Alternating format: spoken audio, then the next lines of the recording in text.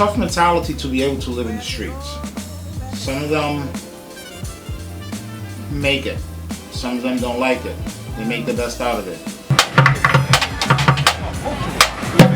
I want to make it through this day right here first. I want this one day right now. Like I say, this homelessness, it pretty much comes from the choices that the individual make. You know, there's no excuses. I don't play no blame game. Can't blame no one. You know, that's why I can see why some people, you know, when they walk past you, they like, get a job, motherfucker, or they say something. But most time they assume and they don't know a person's situation. And sometimes we get in situations where we had control over, but we lost it. Hey, thank you, buddy. Thank you so much, man. See, these are the blessings that sometimes you receive. I ended up getting screwed over by one of the people who was working for us. It was just a snowball effect from there. You know, slowly we ran out of money. And eventually, you know, we couldn't afford to pay for our place anymore, and neither one of us have any kind of family or anything like that to rely on, you know. Which it doesn't sound like anything that would lead you to end up on the street, but it just happens so fast. It's unbelievable. You never think it's going to happen, and then all of a sudden it does. You know, all of a sudden you don't have an apartment anymore, and you're on the sidewalk, and then it's just a vicious cycle from there. You know, you don't have a place to be cleaned up all the time. There is work, but how is a homeless person gonna find a job if they don't have a place to stay or a place to be stable? The thing is the shelters here, they're okay. If you want to have bugs eating at you, and if you want to be sitting in a chair to sleep. It's just me, my wife, and my friend who's actually across the street right now. We've been staying in an abandoned building in the Bronx, in Riverdale, actually. You really know you're safe from the elements. You know what I'm saying? That sounds nice, but like, what good is that if somebody just stabbed me in my face for my shoes? You know what I'm saying? You can't turn around for 2 seconds and leave anything, you know, unaccompanied. You know, you put your bag down for 2 seconds and turn around, and your whole life is gone. You know what I'm saying? This is everything I got, and it took me a week to get all this stuff. You know, and in a second somebody can just take it because I don't have a secure place to put it. I'm saying? Two things that homeless derive from, either mental health issues, which they are overall mental health issues, but it's mental health issues resulting into drug addiction, you know, and this is what leads us into homelessness, you know, because we lose everything, and, you know, the place we resort to is the streets, and instead of stopping, you know, we continue to do whatever we do that leads us to homelessness, you know? Same cycle, opposed to stopping. It's like, okay, I'm depressed today, I'm homeless, let me go get high. And I wake up, oh, I'm depressed again, you know, and the next day you look up, you're like, okay, damn, I had $100 that I could have put up towards whatever it is needed to make that process work of recovering whatever lifestyle you want or had. And I just chose to rather be outside with y'all, with the people.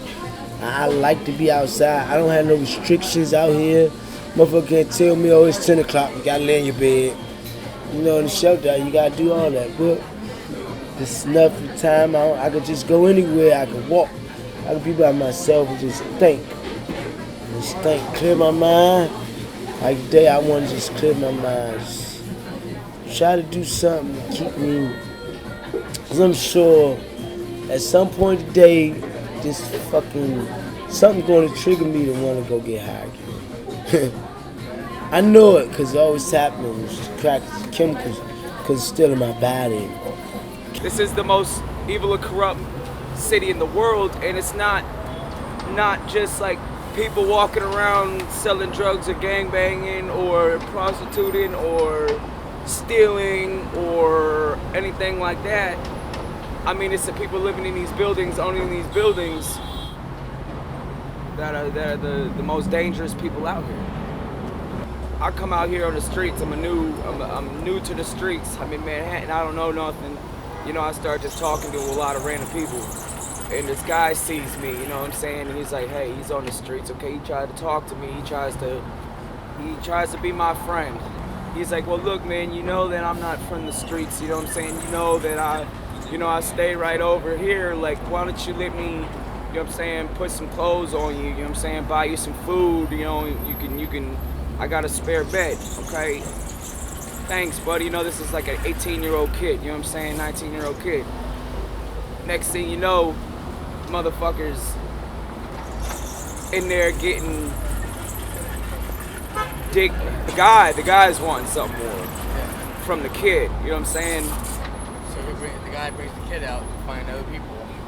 Yeah, it happens here all the time. One of the biggest things, as you mentioned to me before, Westchester Society do is, if you start helping the homeless children and start educating them also, they will have a better chance of getting out of the streets, not being homeless, and live a productive life. You know what I'm saying? Where do you think these 25,000 underage kids are that are homeless out here? You know what I'm saying? Because I haven't seen one yet. You know, they're probably, you know what I'm saying, getting taken advantage of, you know what I'm saying? Like I was trying to say earlier, like, by somebody somewhere, you know what I'm saying? Like, they're scared to death, like, hiding in the alley somewhere. Kindness. I think being kind is your weakness. Last weekend, I was a witness of someone slashing someone right here. You know? And I'm homeless. You know? And it's like, oh my God, am I safe? You know? This is the area where you're supposed to be safe. You know? You can just lay your head right here. I mean, I've been here for 7 months and Drain Weed, they help me out so much. I mean, if I have nothing, the managers, they all come out and they're like, you seem like you're cold. I'm like, I have nothing right now. They say, come inside, get some coffee, get some soup, you know, and I don't have to pay for it, you know? And, you know, that's why I stay here, because I know that if nothing else, Dwayne Weed's going to take care of me.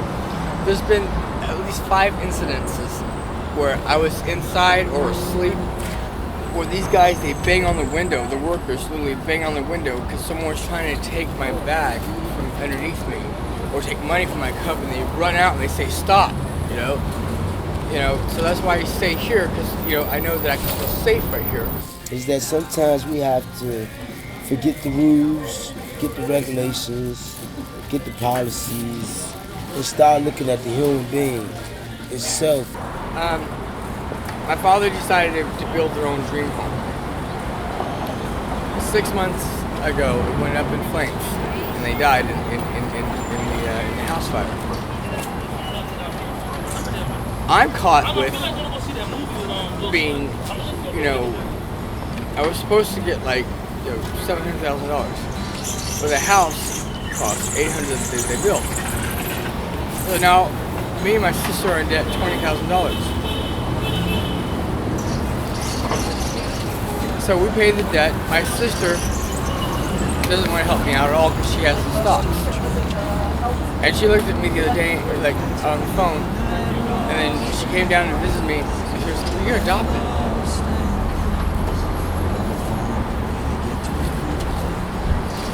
I had a great childhood. The reason I was adopted was not to be on the street. And now I'm on the street because my sister doesn't want to help me out because she has stocks. You know, sometimes things happen in life. Like my dad said, it's a deck of cards. You never know what's going to fall. You know, my sister's 7 years older than me. She always felt threatened, probably. I don't know why. We always didn't get along sometimes. But you know what? This was the life that was probably was going to given to me if I wasn't adopted. At least I had a good life until I was 18. You know? So there's nothing else I can actually say about that, you know? I mean, all I can do is think about my parents, and one day I'll be in heaven with them. And get to know my real parents. I try to find them, but it's not what you can really do. It's like go to the Apple Store and try to find them, but who knows what really happened with them anyways, you know? But I just have to hope for the best. I do this every day, and now I finally have almost enough money saved up to rent a room, like through one of the room rental agencies. I mean, if I could do what I wanted to do, okay, I'll go to school and I would get into social services and just helping people. Big decision I made this morning was to not use any more crack.